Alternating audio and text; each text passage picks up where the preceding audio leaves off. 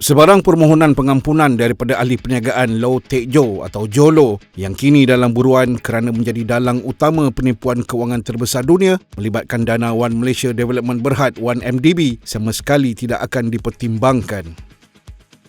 Memetik sebuah laporan bernama, Perdana Menteri Datuk Seri Anwar Ibrahim memberitahu isu tersebut tidak sepatutnya timbul memandangkan prosiding mahkamah yang melibatkan Jolo masih sedang berjalan.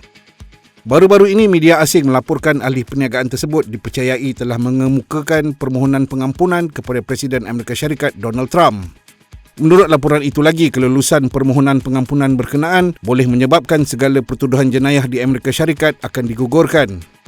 Walau bagaimanapun, setakat ini laman web Jabatan Kehakiman Amerika Syarikat meletakkan permohonan Jolo tersebut sebagai tertangguh dan belum selesai.